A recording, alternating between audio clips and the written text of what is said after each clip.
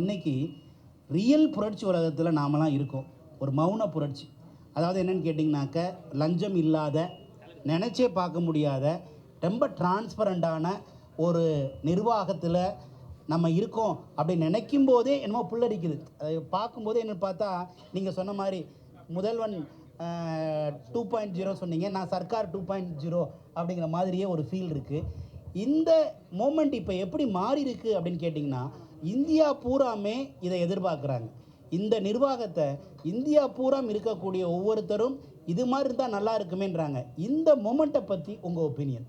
இந்தியாவில் இருக்கிற ஒவ்வொருத்தரும் இதை என்ன ஆரம்பிச்சிட்டாங்க, இதை பற்றி உங்களுடைய சில நான் நண்பனாக பேசலை, இப்போ தமிழ்நாடு பிரஜையாக பேசுகிறேன். அதான் நான் சொன்ன மாதிரி ஒவ்வொரு நாளும் நியூஸ் ஆன் பண்ணும்போது எனக்கு ஒரு ஒரு ஒரு ஒரு ஃபாஸ்ட் மூவிங் ஒரு கிராண்ட் ப்ரீ ரேஸ் பார்க்குற மாதிரி தான் இருக்குது. என்ன நடக்கும், என்ன நடக்க போகுது அடுத்தது, ராத்திரியோட ராத்திரியாக என்ன நடந்துச்சு. அன்றைக்கி திடீர்னு காலையில் நியூஸை போடுறேன், ராத்திரியோட ராத்திரியாக கிட்டத்தட்ட எத்தனையோ பேர் பிடிச்சிருக்கிறாங்க.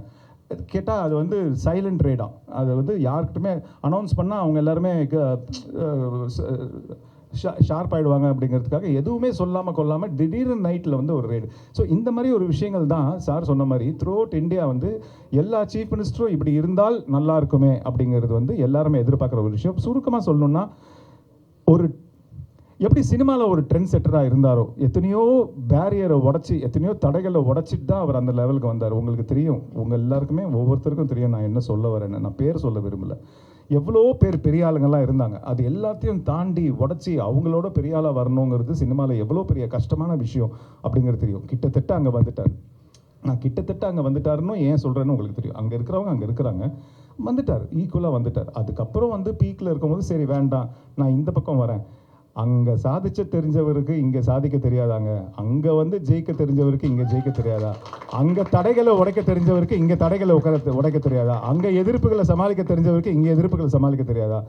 எல்லாம் ஒன்று தான். இங்கே கொஞ்சம் அதிகமாக இருக்கும், அதை சமாளித்து வருவார் அப்படிங்கிற நம்பிக்கை ஒரு தமிழ்நாடு பிரஜையாக ஒரு ஒரு முதலமைச்சரின் நலன் விரும்பியாக எனக்கு இருக்குது. அவருக்கு நான் ஓட்டு போட்டிருக்கிறேன். ஸோ நான் அது அவர்கிட்ட எதிர்பார்க்குறேன். அந்த எதிர்பார்ப்பை நான் மட்டும் எதிர்பார்க்கல, தமிழ்நாட்டில் இருக்கிற ஒவ்வொருத்தவங்களும் எதிர்பார்க்குறாங்க. ஸோ நிச்சயமாக அந்த எதிர்பார்ப்புக்கு எந்த விதத்துலேயும் அவங்களுக்கு ஏமாற்றத்தை கொடுக்காம முழுசாக இன்னும் 100% 200% அவங்களை திருப்திப்படுத்துகிற மாதிரி தான் ஒரு ஆட்சி நடத்துவார் அப்படிங்கிறது நான் இந்த நிமிஷம் வரைக்கும் நம்பிட்டு இருக்கிறேன். இனிமேலும் அதான் நான் நம்புவேன்.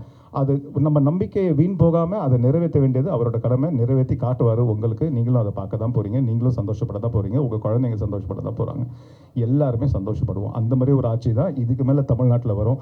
சுருக்கமாக சொல்லணுன்னா, எனக்கு தெரிஞ்சு இது யாருமே என்கிட்ட சொல்லலைங்க, இது மறுபடியும் உங்ககிட்ட சொல்கிறேன், இது என்னோட ஒப்பீனியன். எனக்கு தெரிஞ்சு இன்னும் ஃபியூ இயர்ஸில் தமிழ்நாடு சிங்கப்பூர் மாதிரி மாறினா கூட அது ஆச்சரியப்படுறதுக்கு எனக்கு எதுவுமே இல்லை. அந்த அளவுக்கு நான் சொல்கிறது, அந்த அளவுக்கு மெடிக்கல் ஃபெசிலிட்டி. ஏன்னா சிங்கப்பூர் சிட்டிசனுக்கு உள்ள மெடிக்கல் ஃபெசிலிட்டிலாம் பிரமிச்சு போயிடுவோம் நம்ம போய் பார்த்தோம்னா.